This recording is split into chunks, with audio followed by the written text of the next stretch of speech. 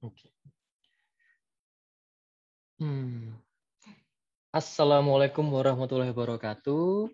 Salam sejahtera. Waalaikumsalam warahmatullahi wabarakatuh. Oke, salam sejahtera, Om Swastiastu, Namo Buddhaya, dan salam kebajikan. Yang Biro Organisasi dan Ketalaksanaan, Ibu Dini Kusumati. Yang kami hormati ada Kepala Bagian Tata Kelola dan Pelayanan Publik, Bapak Dedi Riswandi. Dan yang kami hormati pula kepada para pejabat dan staf perwakilan dari masing-masing unit eselon 1 dan non-eselon. Selamat datang di acara sosialisasi PMK nomor 46 tahun 2021 tentang pedoman standar pelayanan di lingkungan Kementerian Keuangan. Oke, sebelum saya lanjutkan lagi, akan saya sisipkan sebuah pantun parian. Burung kepodang hinggap di kayu ulin, burung perkici turun ke kali. Selamat datang para hadirin, bertemu lagi pasti gembira lagi. Adapun tujuan dari sosialisasi kali ini adalah dalam rangka meningkatkan pemahaman kita tentang kebijakan standar pelayanan yang ada di lingkungan Kementerian Keuangan, yang untuk selanjutnya dapat diterapkan di masing-masing unit, di organisasi vertikal maupun non-vertikal di lingkungan kantor kita. Tanpa berpanjang-panjang lagi, barangkali kita langsung ke acara sambutan oleh Kepala Biro Organta, Ibu Dini Kusumati. Kami persilahkan apabila sudah bersiap. Nah, terima kasih Dek Kim. Bismillahirrahmanirrahim. Assalamualaikum warahmatullahi wabarakatuh. Waalaikumsalam. Salam semua. Om Swastiastu, Namo Buddhaya, salam kebajikan. Alhamdulillah, puji syukur kehadirat Allah Subhanahu wa Ta'ala, Tuhan yang Maha Kuasa. Kita semua ada di sini, insya Allah, Bapak, Ibu. Tapi kalau saya perhatiin banyak adik-adiknya ya, banyak yang punya sehat walafiat, keluarganya sehat walafiat, teman-temannya, lingkungannya semua sehat walafiat. Amin, amin, amin. Dan semoga yang sedang sakit segera diberikan kesehatan, segera dipulihkan. Amin ya rabbal alamin. Ya. Nah, tadi karena Dek Kim sudah menyampaikan apa ya, tarian itu ya, saya nggak bisa tuh yang itu, tapi saya bisa yang satu ini. Di hari raya disuguhi asinan, enak dimakan. Hari ini kita mengikuti sosialisasi PMK Pedoman Standar Pelayanan. Semoga pelayanan publik non-prima selalu bisa diberikan. Ya. Jadi Bapak dan Ibu sekalian, adik-adik yang saya cintai, terima kasih atas masukan saran semuanya dari Bapak Ibu sekalian. Karena terus terang nih PMK 46 ini kita bikin bareng-bareng, kita bikin bersama-sama. Dan Bismillah ya, semoga kita bisa melaksanakan ini dengan baik. Jadi kalau ditanya backgroundnya apa, gitu. Jadi backgroundnya memang rujukannya yang udah beda dari Kemenpan RB, dan kita tentu saja harus menyesuaikan dengan Permenpan RB yang existing terkait dengan standar pelayanan. Nah, selain itu juga nih menyempurnakan dari aspek prinsip penyusunan standar pelayanan di lingkungan Kementerian Keuangan yang mengikuti tren ya, sesuai dengan perkembangan zaman, era transformasi digital Kementerian Keuangan, sesuai dengan program ISRBPK, yaitu bagaimana kita responsif dalam pemberian pelayanan publik yang diimplementasikan dengan pemanfaatan sistem teknologi informasi berbagai saluran. Jadi ada multi channel ya, ada omni channel gitu, serta penerapan manajemen kelangsungan usaha. Jadi ini berbeda dengan standar pelayanan sebelumnya, di mana pada level unit organisasi pemberi layanan itu mereka masih dapat menetapkan standar pelayanan di lingkungan masing-masing dalam hal diperlukan. Nah, sekarang ini yang baru ini sudah disepakati bahwa penetapan standar pelayanan unit organisasi Kementerian Keuangan itu kita terpusat atau ditetapkan oleh pimpinan unit eselon 1 dan LMSW tentu saja, yang mana isi dari keputusan standar pelayanan unit dan LNSW ini adalah standar pelayanan pada masing-masing unit organisasi di bawah unit eselon 1 dan LNSW sesuai dengan karakteristiknya masing-masing. Nah, jadi nanti detailnya Pak Deddy Rizwandi yang akan menjelaskan, namun Bapak dan Ibu sekalian, pemantauan dan evaluasi atas pelaksanaan standar pelayanan itu telah ditetapkan. Jadi paling sedikit setahun sekali untuk melihat apa sih yang perlu kita sempurnakan dari yang sudah kita tetapkan sebelumnya, mekanismenya, pelaporannya, hasil pemantauan itu berjenjang nantinya sesuai dengan tingkatan unit organisasi pada unit eselon 1 maupun LNSW berkenaan. Jadi muara dari pelaporan ini diterima unit kesekretariatan atau unit yang ditunjuk pada eselon 1 dan LNSW. Jadi kiranya mohon bantuan nih Bapak, Ibu, adik-adik sekalian untuk dapat langsung menyesuaikan standar pelayanan sesuai dengan PMK 46 PMK.01 tahun 2021 ini paling lambat 6 bulan sejak pengundangan. Nah, selamat mengikuti dan menyimak bersama-sama sosialisasi PMK 46 PMK.01 2021 tentang pedoman standar pelayanan Kementerian Keuangan untuk selanjutnya tentu saja ditindaklanjuti sesuai dengan kewenangannya. Akhir kata, pergi keluar jalan-jalan, pulangnya mampir beli pepaya. Mari tingkatkan kualitas pelayanan untuk Kementerian Keuangan selalu terpercaya. Wabillahi taufiq wal hidayah. Wassalamualaikum warahmatullahi wabarakatuh. Saya kembalikan ke Dek Kim. Oke, baik. Terima kasih atas mukadimah yang sangat kaya dari Ibu Karu Dini Kusumawati. Semoga dapat semakin menggugah semangat kita untuk mengikuti acara kali ini. Nah, mumpung masih ada Ibu Dini, barangkali kita dapat berfoto bersama menunjukkan wajah-wajah sumringah kita mumpung masih pagi seperti itu. Mohon izin bersiap, tolongnya 1, 2, 3. Oke, halaman selanjutnya 1, 2, 3. Oke, masih ditahan senyumnya 1, 2, 3. Terima kasih sekali telah bersedia untuk menunjukkan aura wajahnya yang membuat acara ini semakin semangat nih, kita nggak sabar lagi untuk mengikuti acara ini. Oke, untuk selanjutnya akan disampaikan sosialisasinya oleh Kepala Bagian TKPP, Tata Kelola dan Pelayanan Publik. Kepada Uda, kami persilahkan.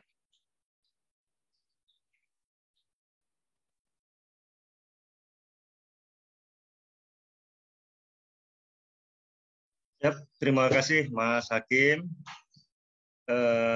Yang saya hormati Bu Dini Kusumawati, yang saya hormati Bapak-Bapak dan Ibu-Ibu pejabat dan pelaksana di lingkungan unit eselon 1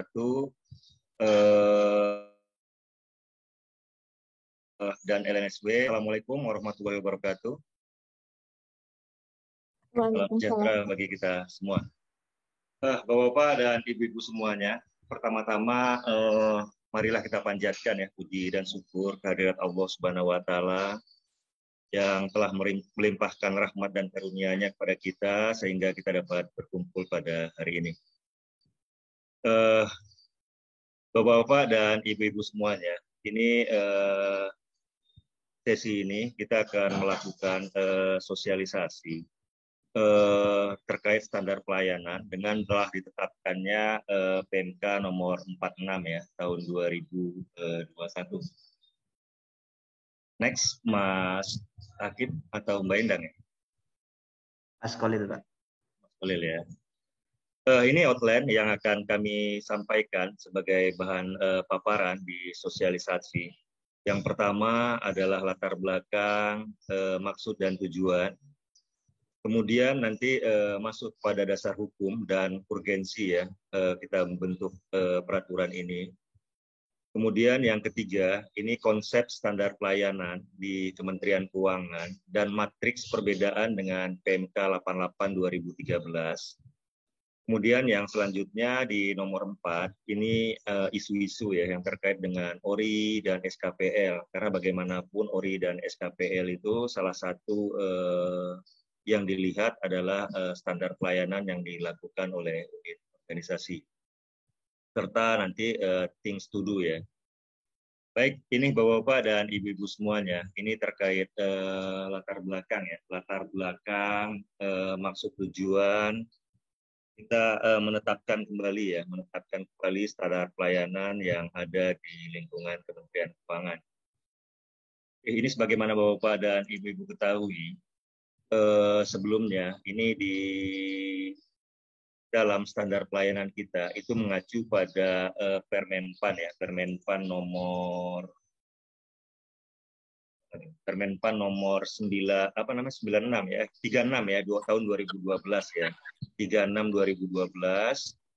Kemudian dengan adanya Permenpan telah diperbaharui atau telah disempurnakan dengan Permenpan nomor 15 tahun 2014. Itu dengan selaras kebijakan tersebut, maka Kementerian Keuangan akan melakukan penyempurnaan ya terkait peraturan dana di lingkungan Kementerian Keuangan. Ini ada beberapa hal-hal yang kita sesuaikan dengan adanya Permenpan nomor 15 tahun 2014 tersebut. Nanti secara rigid di dalam slide berikutnya. Kemudian yang kedua, ini berusaha untuk menyesuaikan dengan dinamika ya penyelenggaraan pelayanan publik di lingkungan Kementerian Keuangan. Karena bagaimanapun secara prinsip pelayanan yang kita berikan kepada stakeholder itu bagaimana kita memberikan pelayanan yang terbaik pada stakeholder kita. Kemudian selanjutnya ini terkait maksud dan tujuan. Ini guna menyelaraskan kebijakan pelaksanaan, ini penyusunan hingga penerapan dan monitoring standar pelayanan di lingkungan Kementerian Keuangan, atur peraturan Menpannya. Jadi ya di sini kita berusaha untuk menyelaraskan bagaimana menyusun standar pelayanan, kemudian bagaimana kita menampung aspirasi dari stakeholder kita, kemudian bagaimana kita membuat maklumat pelayanan sekaligus nanti dengan penetapan standar pelayanan tersebut. Sewaktu-waktu ini kita akan melakukan monitoring dan evaluasi terkait standar pelayanan, apakah itu masih relevan dengan keadaan dan situasi pada saat-saat tertentu gitu ya. Kemudian yang kedua, ini dalam rangka untuk melaksanakan ya ketentuan dalam pasal 7 ayat 2 Undang-Undang Nomor 25 Tahun 2009 tentang pelayanan publik, di mana penanggung jawab dalam hal ini pimpinan lembaga dan kementerian ini mempunyai tugas yang salah satunya adalah mengkoordinasikan kelancaran penyelenggaraan pelayanan publik sesuai dengan standar pelayanan pada setiap satuan kerja ya. Jadi kita berusaha lah membangun dan mengimplementasikan pelayanan publik itu secara lancar ya dan sesuai dengan situasi dan kondisi, bagaimana kita memudahkan kebutuhan daripada stakeholder kita sehingga pelayanan publik tersebut sesuai dengan standar yang telah ditetapkan oleh unit organisasi. Next. Bapak dan Ibu-Ibu semuanya, ini dasar hukum yang paling utama dalam rangka penetapan standar pelayanan ini. Yang pertama itu adalah Undang-Undang Nomor 25 Tahun 2009 tentang pelayanan publik. Kemudian juga Peraturan Pemerintah Nomor 96 Tahun 2012 tentang pelaksanaan Undang-Undang Nomor 25 tahun 2009. Juga berdasarkan pada Peraturan Menteri Keuangan Nomor 217 tentang organisasi dan tata kerja Kementerian Keuangan, sebagaimana telah dirubah ya beberapa kali, terakhir dengan Peraturan Menteri Keuangan Nomor 229 tahun .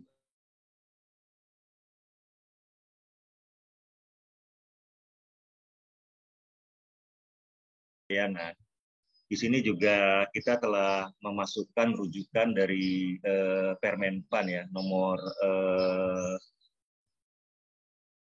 15 ya, 15 2014 yang utamanya itu bagaimana pedoman standar pelayanan, kemudian juga peraturan Menteri Permenpan ya tentang nomor 14 tahun 2017, pedoman survei ya, survei kepuasan masyarakat, kemudian juga Permenpan nomor 16 tahun 2017 tentang pedoman penyelenggaraan forum konsultasi publik ya. Semua Permenpan tersebut kita masukkan ke dalam menimbang dari pedoman standar pelayanan ini. Kemudian next,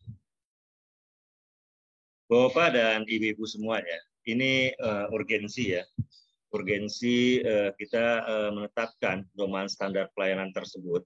Ya, pertama-tama memang bagaimana kita berusaha meningkatkan kepercayaan pada stakeholder kita ya. Bagaimanapun setelah reform, kemudian juga transformasi kelembagaan, itu adalah ujung-ujungnya memberikan pelayanan yang terbaik pada stakeholder kita ya. Kemudian yang kedua, ini memberikan ya kesan positif masyarakat kepada Kementerian Keuangan, di mana nanti pelayanan-pelayanan yang diberikan oleh Kementerian Keuangan sudah sesuai dengan kaidah-kaidah atau standar pelayanan yang sudah ditetapkan ya. Jadi pelayanan yang diberikan oleh Kementerian Keuangan itu tidak bertele-tele dan sudah sesuai dengan standar yang telah ditetapkan. Kemudian yang ketiga, ini ada mendorong ya pelayanan publik di seluruh unit organisasi di lingkungan Kementerian Keuangan ini untuk berbenah kembali ya dan meninjau berbagai standar pelayanan yang telah ada. Jadi di sini memang perlu ada improvisasi ya, improvisasi bagaimana kita berusaha untuk mengembangkan, bagaimana kita menyesuaikan dengan kebutuhan yang diharapkan oleh stakeholder kita.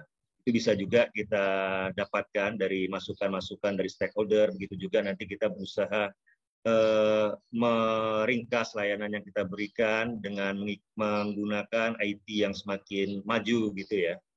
Jadi semuanya itu dalam rangka untuk melakukan improvisasi standar pelayanan yang sebelumnya sudah ditetapkan. Kemudian yang keempat, ini dalam rangka untuk mendorong akuntabilitas publik ya. Bagaimanapun kita harus terbuka dan transparan terkait layanan yang kita berikan kepada stakeholder. Kemudian yang kelima, ini menjadi titik tolak konsistensi peningkatan kualitas pelayanan publik di seluruh unit organisasi di lingkungan Kementerian Keuangan.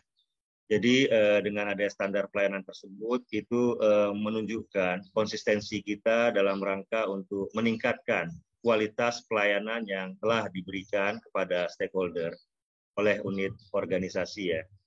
Jadi ini Bapak-bapak dan Ibu-ibu beberapa urgensi ya yang sangat penting dalam rangka penetapan standar pelayanan di seluruh unit organisasi di lingkungan Kementerian Keuangan. Selanjutnya, Bapak dan Ibu-ibu semuanya, ini ada sedikit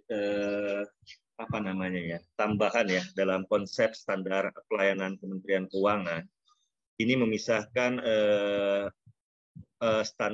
konsep standar pelayanan yang ditetapkan oleh unit eselon 1 yang tidak mempunyai instansi vertikal dan unit eselon 1 yang memiliki instansi vertikal ya. Bapak dan Ibu-ibu, jadi ya dalam rangka untuk penetapan standar pelayanan tersebut, kita tentu memulainya dari penyusunan rancangan standar pelayanan, kemudian juga penetapan standar pelayanan dan penerapannya kepada standar pelayanan tersebut. Untuk unit eselon 1 yang tidak memiliki instansi vertikal, ini dalam rangka penyusunan standar pelayanan, ini melibatkan ya unit eselon 2 atau direktorat teknis yang ada di lingkungan unit eselon 1, dengan di-lead oleh sekretariat unit eselon 1. Jadi Sesdijen maupun nanti Sesbadan ini akan melead rancangan penyusunan standar pelayanan yang ada dalam unit eselon 1-nya. Kemudian melit juga dalam rangka untuk melakukan ya pembahasan dengan melibatkan beberapa perwakilan dari setiap unsur penerima layanan atau stakeholder yang dilayani oleh setiap unit organisasi ya. Dari sekretariat atau sesdijen, ijen maupun badan itu sangat penting dalam rangka untuk melakukan koordinasi ya penyusunan rancangan standar pelayanan tersebut. Setelah disusun rancangan standar pelayanan, kemudian juga dilakukan penetapan standar pelayanan. Ini ditetapkan oleh keputusan pimpinan unit eselon 1 dengan lampiran standar pelayanan pada masing-masing unit organisasi di bawahnya ya. Jadi nanti standar pelayanan yang telah disusun tersebut oleh masing-masing di eselon 2 tersebut akan dimasukkan ke dalam lampiran ya, dalam lampiran keputusan pimpinan unit eselon 1 ini gitu ya. Selanjutnya, setelah dilakukan penetapan standar pelayanan, ini akan dilakukan penerapan standar pelayanan. Ini di dalamnya include juga termaksud publikasi ya. Ini publikasi dilakukan secara terpusat pada website unit eselon 1 dan media publikasi yang diperkenankan ya. Jadi ini dilaksanakan secara terpusat ya kalau memang setiap unit eselon 2 yang diperkenankan itu belum ada. Jadi nanti dipusatkan di eselon 1 atau nanti di setiap eselon 1 itu ada media lagi publikasi yang diperkenankan gitu ya. Nanti untuk menyampaikan atau publikasi standar pelayanan yang ada di organisasi. Kemudian selanjutnya ini adalah untuk unit organisasi eselon 1 yang memiliki instansi vertikal. Ini tahapannya tetap sama, dimulai dari penyusunan rancangan standar pelayanan. Di sini untuk kantor pusat ya, kalau misalnya untuk kantor pusat ya tadi sepertinya sama dengan yang tidak mempunyai instansi vertikal ya. Ini tetap dikoordinasikan oleh sesdijen masing-masing eselon 1 dengan berkoordinasi pada eselon 2 masing-masing, begitu juga dengan perwakilan setiap unsur penerima layanan dan stakeholder ya. Kemudian selanjutnya ini penyusunan penyusunan tersebut terorganisir ya di sekretariat atau unit eselon 2 yang ditunjuk unit eselon 1 ya. Jadi nanti ini dilakukan secara terpusat ya dan terorganisir. Kemudian selanjutnya yang ketiga, untuk instansi vertikal, ini kalau misalnya telah ditetapkan oleh keputusan pimpinan unit eselon 1, ini untuk instansi vertikal, baik itu kanwil maupun nanti kantor pelayanan, ataupun juga dengan ini tidak perlu menetapkan kembali standar pelayanan yang telah ditetapkan tersebut ya. Kemudian setelah penyusunan rancangan standar pelayanan ini akan dilakukan penetapan. Ini ditetapkan oleh keputusan pimpinan eselon 1 dengan lampiran standar pelayanan pada masing-masing unit organisasi yang ada di bawahnya.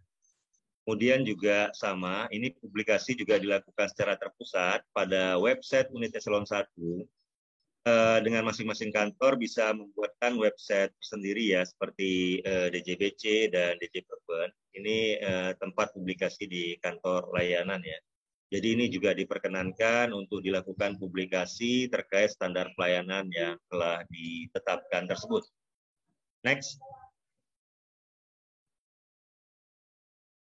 Bapak-bapak dan ibu-ibu semuanya, ini terkait kami mengulas kembali terkait 14 komponen standar pelayanan, di mana di dalam KMK sebelumnya tersebut, PMK sebelumnya tersebut Peraturan Menteri Keuangan Nomor 88 Tahun 2013, di mana 14 komponen standar pelayanan tersebut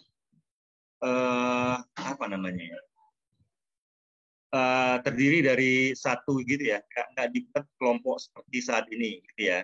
Jadi 14 komponen tersebut langsung dijabarkan aja 14 komponen yang diarahkan dalam Permenpan sebelumnya. Tetapi berdasarkan pada Permenpan nomor 15 tahun 2014, kita tetap sama menggunakan 14 komponen standar pelayanan seperti yang sebelumnya telah Bapak-bapak dan Ibu-ibu ketahui. Tetapi di sini pembedanya ini dibagi menjadi dua komponen besar gitu ya.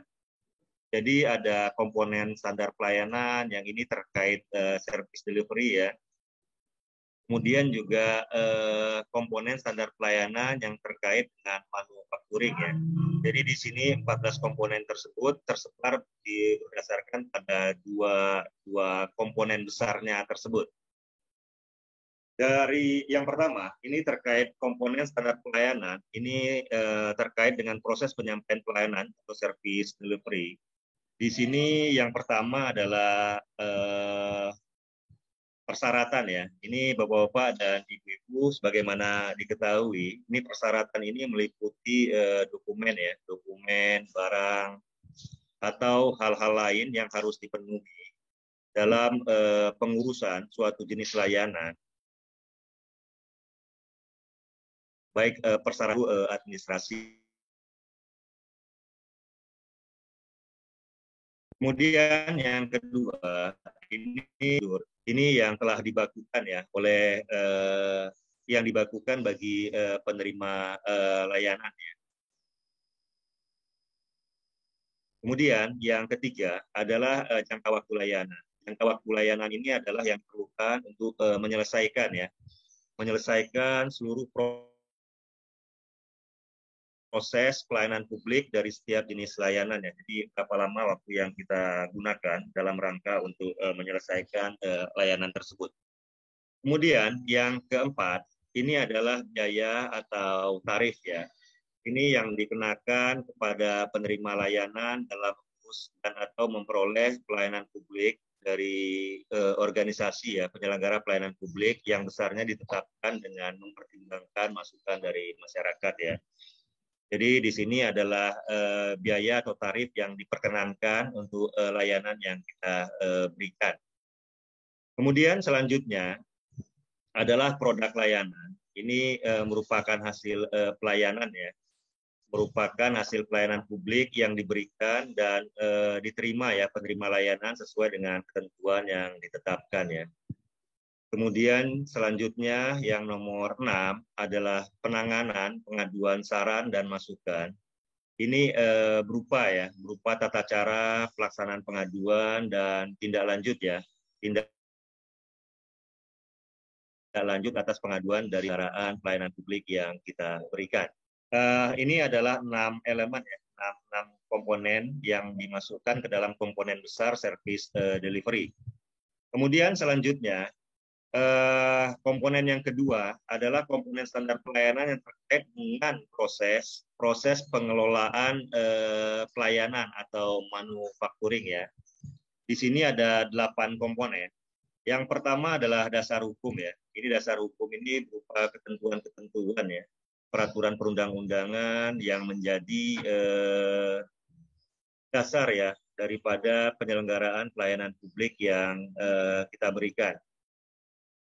Kemudian yang kedua, ini adalah sarana, prasarana, dan atau fasilitas ya.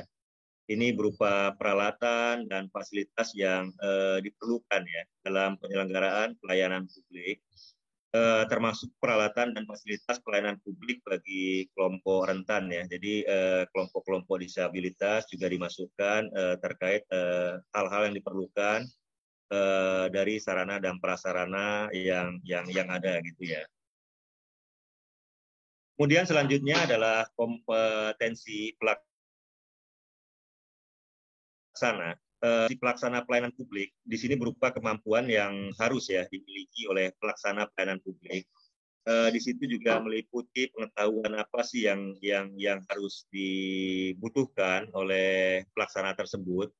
Kemudian juga keahlian apa yang dimiliki, kemudian juga keterampilan dan pengalaman yang dimiliki oleh pelaksana pelayanan publik tersebut.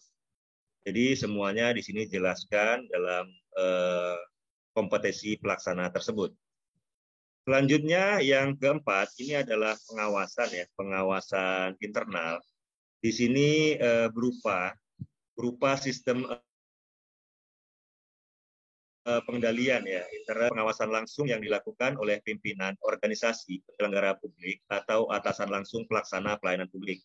Jadi ini sistem ya, bagaimana sistem pengendalian tersebut yang telah disusun oleh sistem pengendalian internal dan bagaimana pengawasan yang diberikan oleh atasan langsungnya terkait pelayanan yang diberikan. Selanjutnya, yang kelima adalah jumlah pelaksana pelayanan publik. Ini berupa informasi atau jumlah pelaksana ya, jumlah pelaksana pelayanan publik yang melaksanakan tugas sesuai dengan pembagian dan uraian tugas ya. Jadi di sini juga dijelaskan berapa banyak sih jumlah pegawai yang digunakan dalam rangka untuk melakukan pelayanan publik tersebut. Selanjutnya, yang keenam, ini adalah jaminan pelayanan publik. Di sini berupa pemberian kepastian ya pelayanan publik yang dilaksanakan sesuai dengan standar pelayanan tersebut. Di sini kita memberikan jaminan pelayanan kepada stakeholder kita. Kemudian yang ketujuh, ini adalah jaminan keamanan dan keselamatan pelayanan publik ya. Di sini berupa komitmen untuk memberikan rasa aman, bebas dari bahaya, resiko, dan keraguan-keraguan ya. Jadi di sini juga ada bagaimana kita memberikan jaminan ya, jaminan keamanan dan keselamatan bagi stakeholder yang menggunakan pelayanan yang kita berikan. Kemudian yang kedelapan, ini adalah evaluasi kinerja pelaksana pelayanan publik. Di sini berupa penilaian ya, penilaian untuk mengetahui seberapa jauh pelaksanaan kegiatan sesuai dengan standar pelayanan ya. Jadi di sini perlu dilakukan evaluasi kinerja daripada pelaksana yang melaksanakan pelayanan publik tersebut. Next.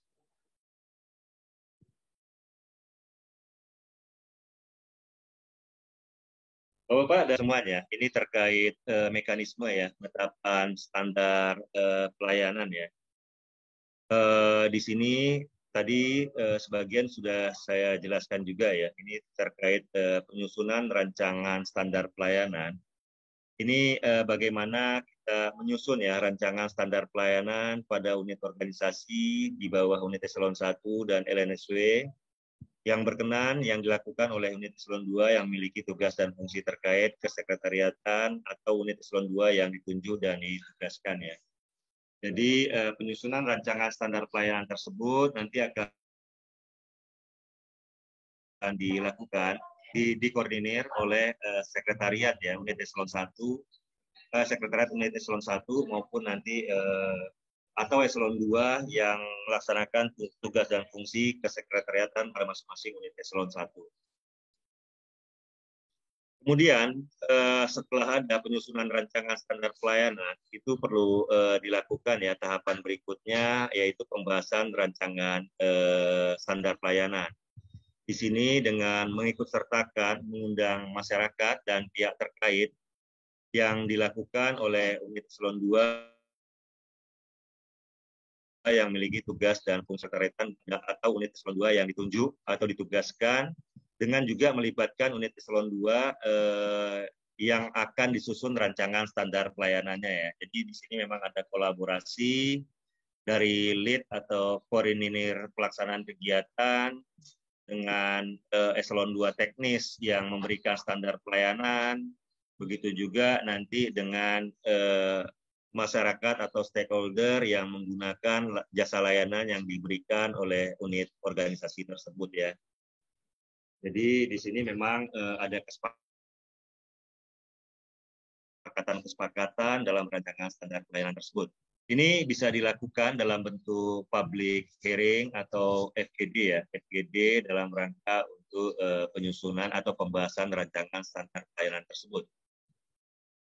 Kemudian dari hasil dari public hearing maupun fokus group discussion tersebut, itu nanti akan dituangkan ya dalam berita acara penyusunan standar pelayanan yang nanti akan ditandatangani oleh pihak-pihak yang terlibat dalam pembahasan tersebut. Jadi semua pihak yang mengikuti kegiatan tersebut itu akan menandatangani hasil pembahasan saya. Itu Bapak-bapak dan Ibu-ibu terkait hal-hal yang dalam rangka pembahasan rancangan standar pelayanan, karena memang di sini diamanahkan untuk standar pelayanan tersebut harus dibicarakan dengan stakeholder kita gitu ya, harus dibicarakan.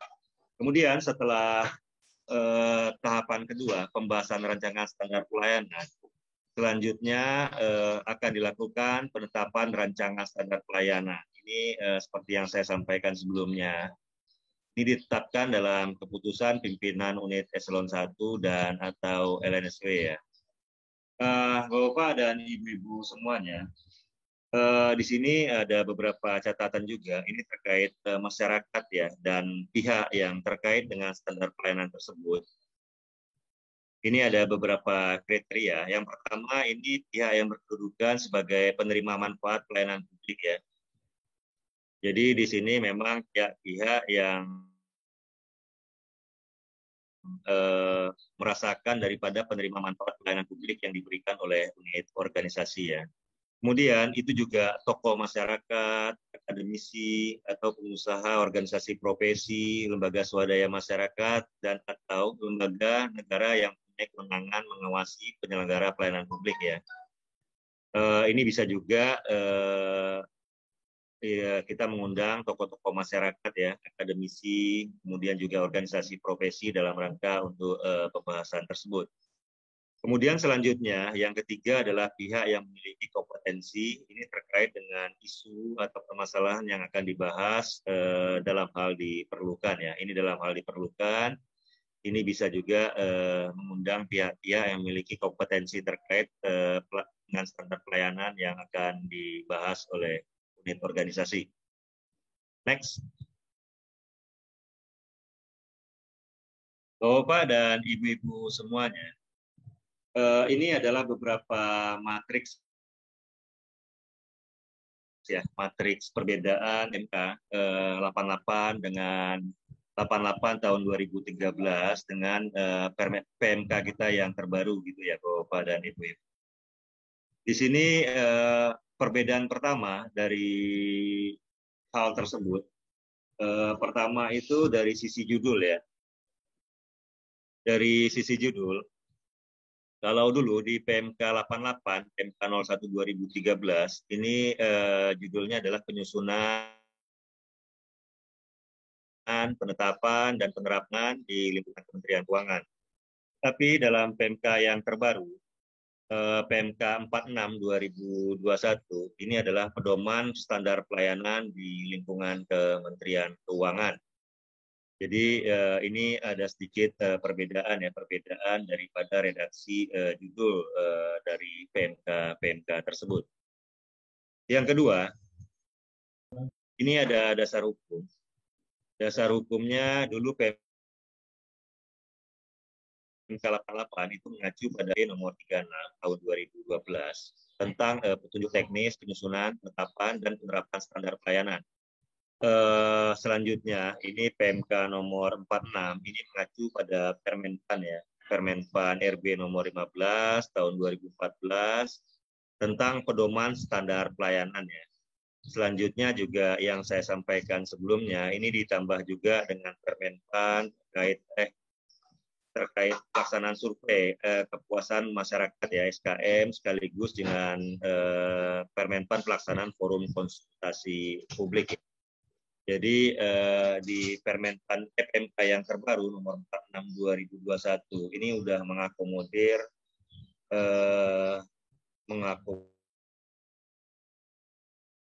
ya, sudah cukup lengkap dengan SKM maupun forum konsultasi publik dalam penetapan standar pelayanan tersebut. Kemudian dari komponen standar pelayanan seperti yang saya sampaikan sebelumnya, Kalau di PMK 88 itu langsung aja ya, terdiri dari 14 komponen ya, terdiri dari 14 komponen. Dalam PMK yang terbaru, 14 komponen tersebut dibagi menjadi 2 komponen besar gitu ya.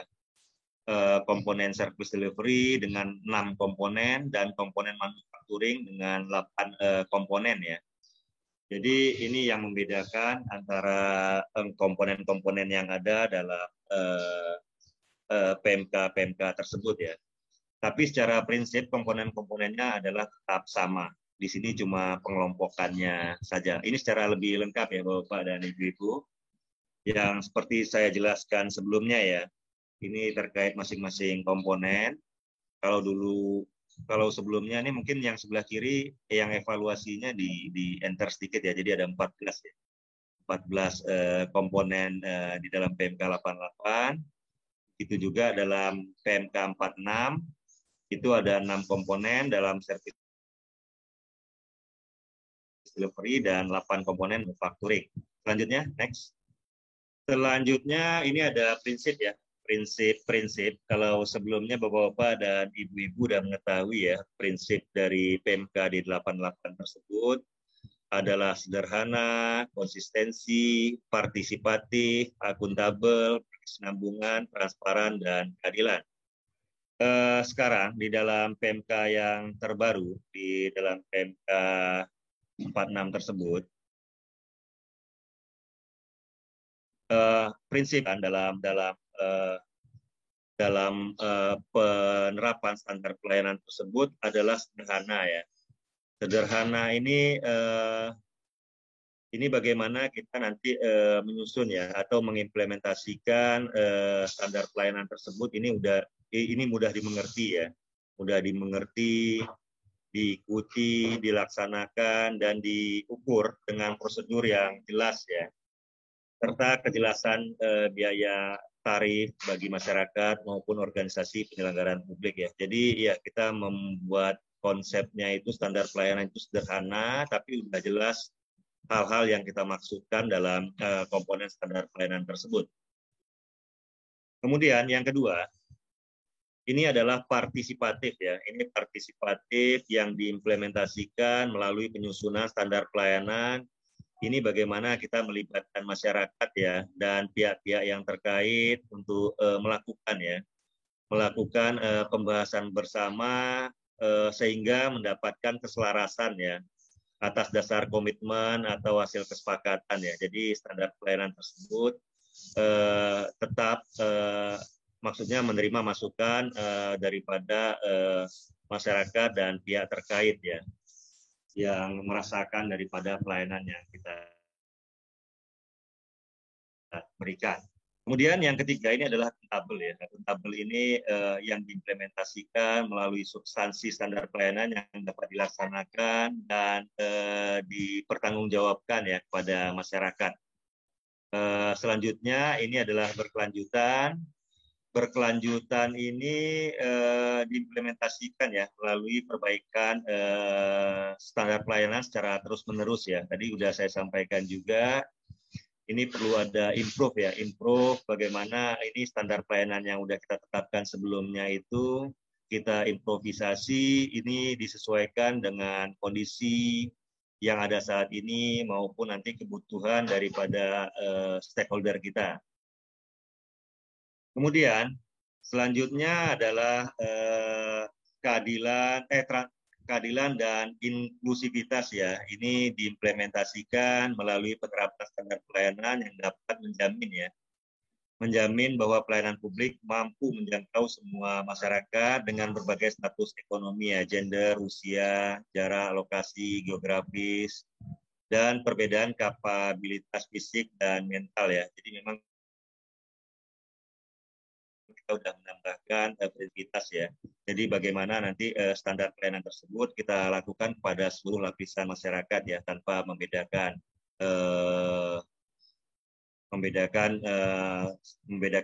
apa-apanya, apakah itu nanti dari sisi gen dan sebagainya, dari sisi usia dan lain sebagainya. Di sini kita tidak membedakan hal-hal tersebut ya. Kemudian satunya lagi ini responsif ya, Bapak dan Ibu-ibu, ini adalah tambahan ya, tambahan daripada prinsip yang kita gunakan dalam standar pelayanan. Bagaimana nanti kita berusaha ya merespon dengan berbagai perkembangan ya, perkembangan IT berbasis berbagai saluran ya, multi channel maupun penggabungan saluran yaitu omni channel ya, serta penerapan manajemen keberlangsungan usaha ya. Jadi bagaimana kita merespon dengan cepat, berusaha untuk mengupdate standar pelayanan yang ada di unit organisasi berdasarkan pada perkembangan dan kondisi terkini, baik itu dari masukan masyarakat maupun nanti sistem IT yang ada gitu ya.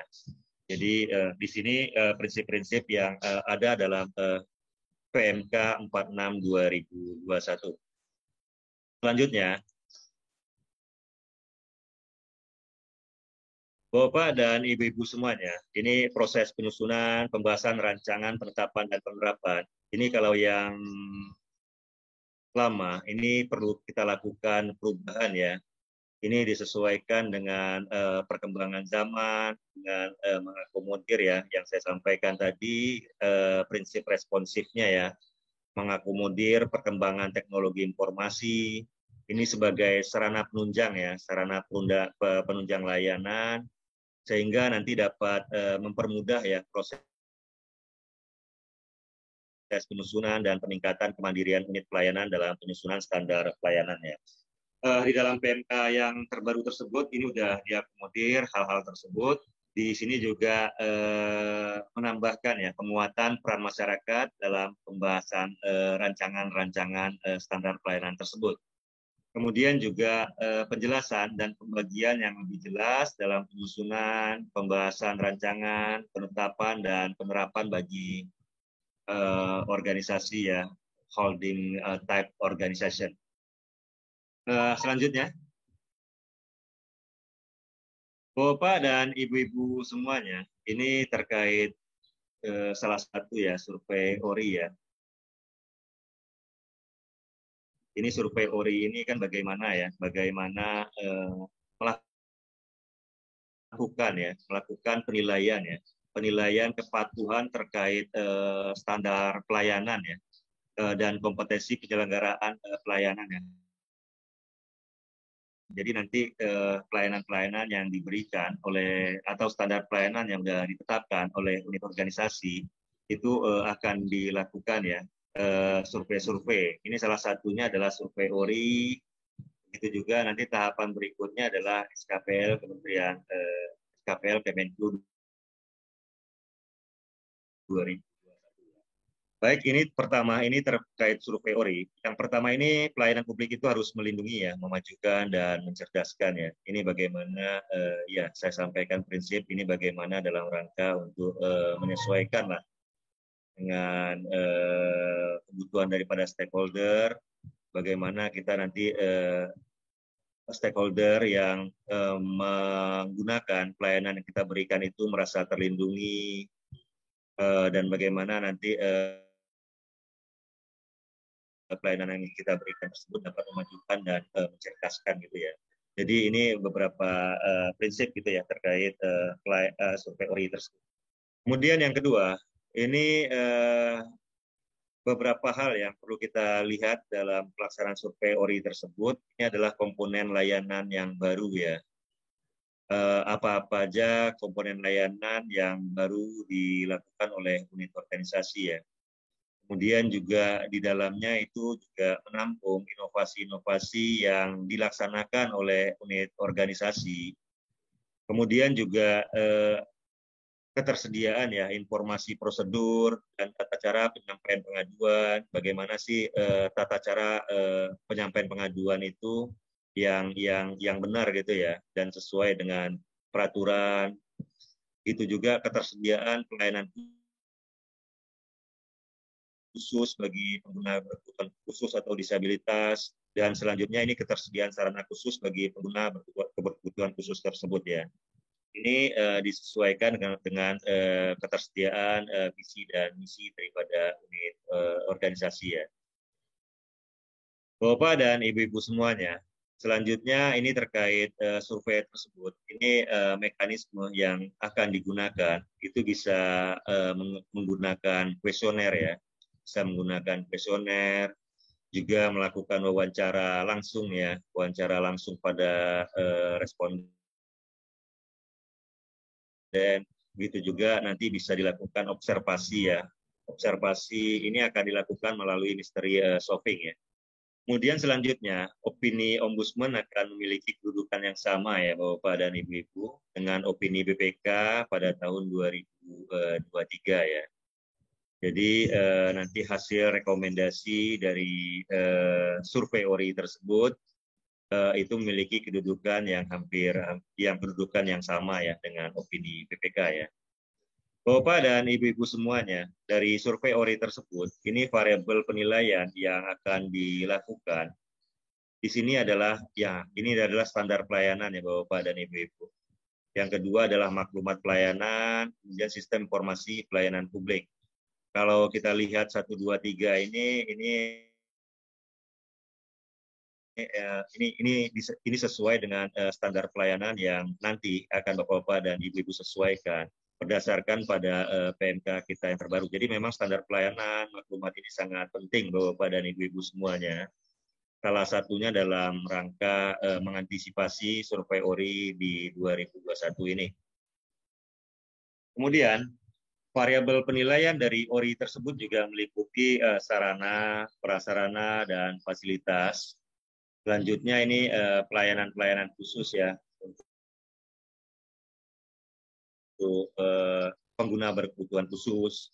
Selanjutnya juga pengelolaan pengaduan, bagaimana sarana pengaduan yang ada dalam unit organisasi. Kemudian juga penilaian kinerja yang dilakukan oleh unit organisasi, baik yang berupa kinerja organisasi ya. Kemudian juga visi, misi, dan moto pelayanan ini tetap harus disiapkan juga. Bagaimana visi daripada suatu unit organisasi, cara pandang unit organisasi itu ke depan ingin seperti apa, itu dituangkan ke dalam visi yang jelas, kemudian nanti dijabarkan dalam misi-misi, dan apa yang menjadi moto daripada pelayanan daripada unit organisasi.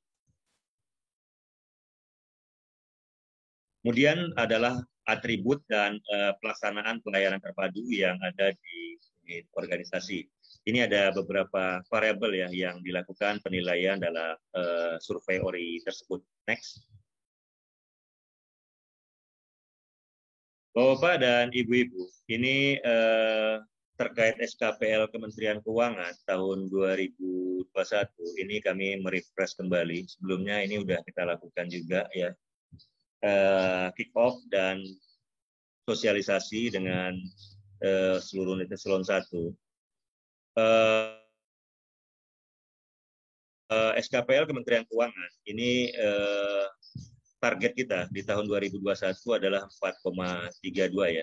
Ini naik daripada target kita di tahun sebelumnya gitu ya. Dengan target 4,32 tersebut, ini dilakukan dengan 39 layanan yang tersebar dari seluruh unit eselon 1 ya. Jadi ada 39 layanan yang akan kita lakukan penilaian dari SKPL Kemenku 2021.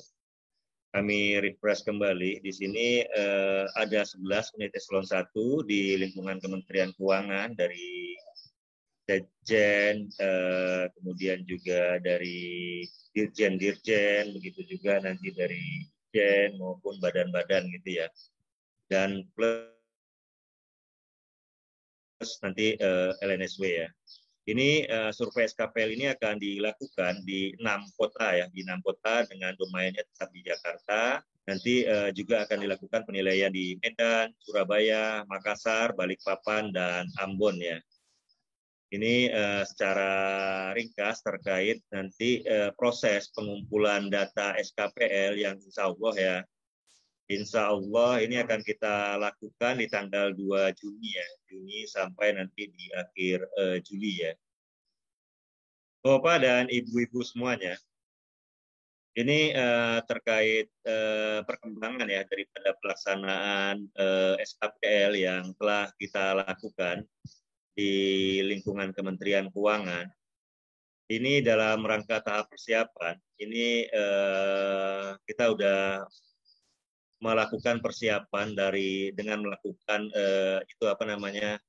koordinasi dengan UNPAD, kemudian kita udah menyampaikan draft daripada kuesioner yang akan kita gunakan dalam pengumpulan data, dan kami telah menyampaikan permintaan masukan pada seluruh unit eselon 1. Selanjutnya kami sudah menerima masukan, dan kemarin di hari Senin kita udah melakukan gitu ya finalisasi kuesioner dengan melakukan pembahasan antara UNPAD dan seluruh unit eselon 1. Kemudian selanjutnya setelah nanti akan dilakukan finalisasi kuesioner, selanjutnya tahapan berikutnya kita akan melakukan ya penyesuaian dengan memasukkan kuesioner yang sudah final tersebut dalam form Kemenkyu ya. Ini kita rencanakan di dalam minggu ini. Kemudian juga selanjutnya kita minggu ini dan minggu depan ya. Selanjutnya kita akan melakukan pembekalan dengan tim enumerator dan tim akademik ya. Ini mudah-mudahan dalam minggu keempat Mei 2021 bisa kita laksanakan sesuai dengan jadwal. Selanjutnya, nah ini setelah dalam rangka persiapan itu akan masuk kepada pelaksanaan ya. Di situ akan dilakukan pengumpulan data, pendampingan, kemudian juga nanti akan dilakukan evaluasi ya oleh tim ahli. Di sini akan kita rencanakan di minggu pertama Juni sampai nanti di akhir Agustus. Selanjutnya setelah nanti data-data sudah terkumpul dan telah dilakukan evaluasi, itu akan dilakukan penilaian ya oleh tim peneliti UNPAD. Ini pengolahan tersebut sampai nanti penyampaian ya. Konsep laporan ke Kemenkyu itu direncanakan dalam 1 bulan. Di akhir September itu sudah bisa diselesaikan gitu ya. Kemudian selanjutnya setelah penyampaian akan dilakukan review, diseminasi, dan one-on-one hasil SKPL ke seluruh unit eselon 1 dan LNSW ya. Ini kita harapkan di bulan Oktober bisa selesai sehingga fokus kita bisa selesai satu-satu ya. Ini sebelum akhir tahun sudah bisa kita selesaikan terlebih dahulu. Next.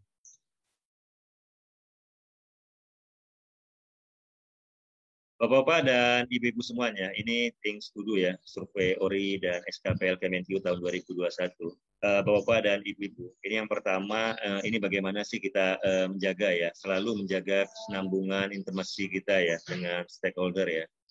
Jadi kita selalu berusaha agar hubungan selalu akrab ya, dan intim dengan stakeholder yang menggunakan layanan yang kita berikan. Kemudian juga yang kedua, ini adalah optimalisasi media sosial ya. Jadi media sosial perannya ini sangat penting dalam rangka untuk memberikan ya informasi berbagai standar layanan yang ada di unit kerja. Ini serta juga upaya-upaya yang yang dilaksanakan oleh unit kerja untuk melakukan perbaikan-perbaikan ya. Perbaikan-perbaikan standar pelayanan yang telah dilakukan.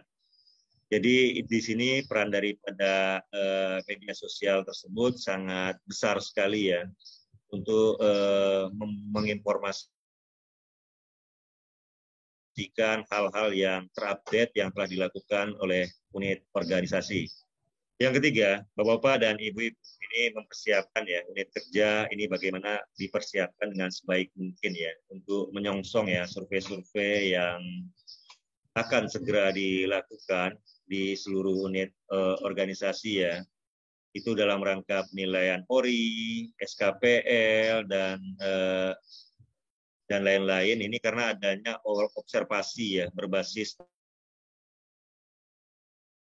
misteri ya, misteri guest ya. Ini ya karena memang nanti di dalam rangka untuk survei tersebut itu kita nggak tahu siapa yang akan ditunjuk ya. Jadi memang bersifat misteri sehingga semua pegawai diharapkan dari mulai pimpinan unit organisasi sampai pelaksana ini harus bersiap dan memahami tugas dan fungsi masing-masing dan juga mengetahui daripada kegiatan-kegiatan yang telah dilakukan oleh unit organisasinya ya.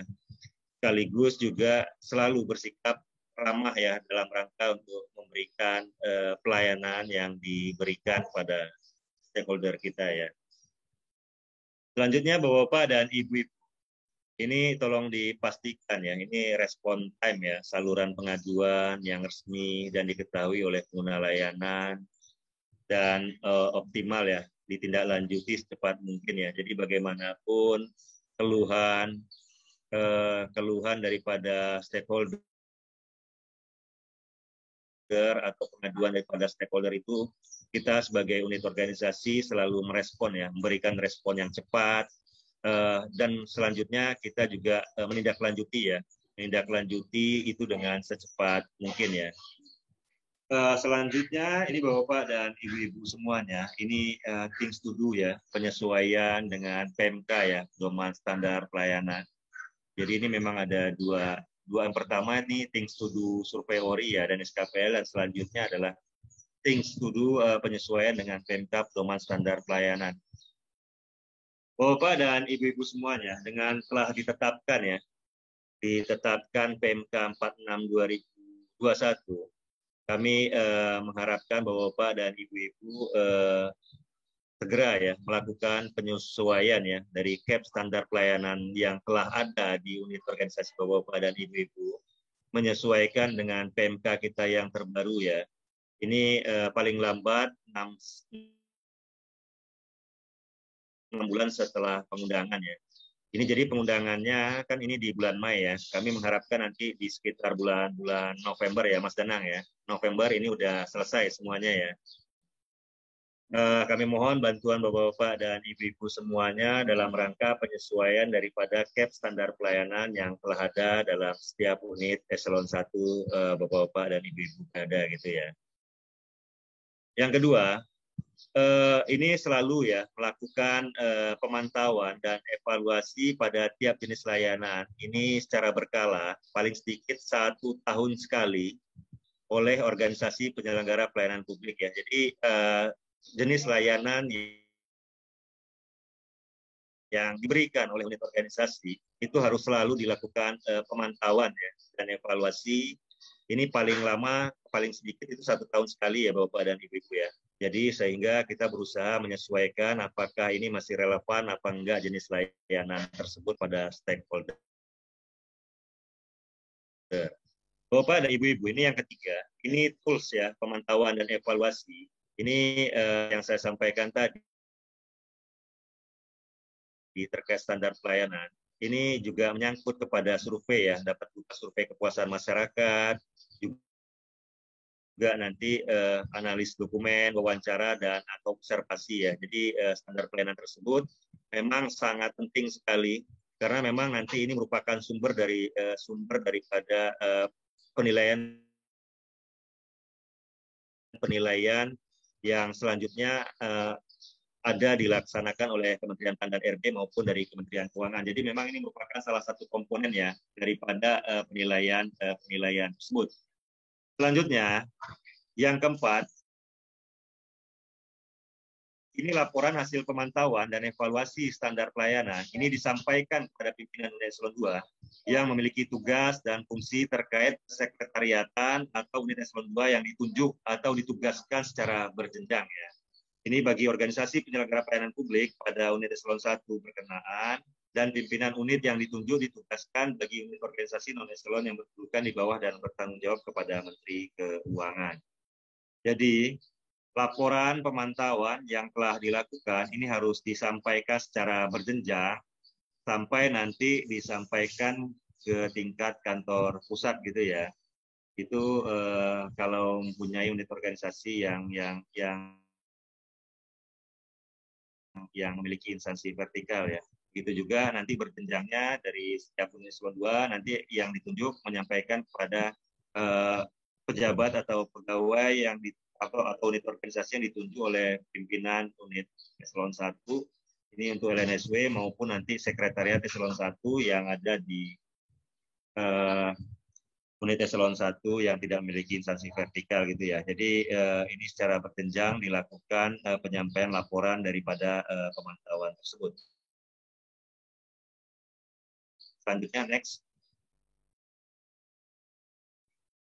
Bapak-bapak dan ibu-ibu semuanya, seperti yang saya sampaikan sebelumnya, di dalam rangka untuk penyusunan standar pelayanan, ini salah satunya ada forum ya, forum konsultasi publik ya.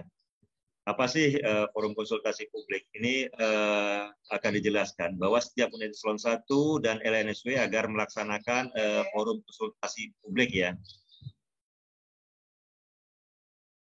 Ini minimal ada perwakilan dari salah satu unit layanan ya dalam rangka penyusunan standar pelayanan dan bagaimana nanti kita menerima masukan perbaikan layanan dari pengguna layanan ya. Kemudian yang kedua, ini menyampaikan ya laporan kepada Biro Organta, ini membuat daftar hadir dan notula ya di take away ya hasil dari forum konsultasi publik yang telah dilakukan oleh unit organisasi. Kemudian yang ketiga, ini agar kiranya perwakilan unit eselon 1 ya mengundang Kemenpan RB ya, yaitu Kedeputian Pelayanan Publik dalam forum konsultasi publik yang akan diselenggarakan ya, itu boleh 1 atau 2 ya. Yang akan kita undang ya, agar nanti kita lebih memahami lagi ya daripada fungsi forum konsultasi publik maupun nanti pelaksanaan daripada forum konsultasi publik tersebut. Next. Cukup ya, terima kasih ya. Saya rasa cukup materi yang dapat kami sampaikan ya dalam rangka sosialisasi ini. Kayak secara garis besar ini udah dijabarkan ya, terkait PMK nomor 46 2021 ya. Saya cukupkan ya sosialisasi saya pada hari ini. Nanti selesai ini mungkin kita langsung masuk pada sesi tanya jawab. Saya tutup. Wabillahi taufik wal hidayah. Wassalamualaikum warahmatullahi wabarakatuh. Waalaikumsalam. Sebelum saya akhiri, saya sampaikan terima kasih banyak atas para hadirin yang sudah bersedia datang, dan kami mohon maaf apabila ada kekurangan yang belum bisa cukup memuaskan atas kegiatan sosialisasi kali ini. Sebelum saya tutup, akan saya sampaikan sebuah pantun parian. Membeli daun kelor, keliru kenikir, membikin jamu untuk masuk angin. Terima kasih sudah hadir. Sampai jumpa di Zoom lain. Akhir kata, terima kasih. Wassalamualaikum warahmatullahi wabarakatuh. Waalaikumsalam warahmatullahi wabarakatuh. Waalaikumsalam warahmatullahi wabarakatuh. Terima kasih Bapak Ibu. Terima kasih semuanya. Terima kasih semuanya. Izin live. Assalamualaikum. Waalaikumsalam.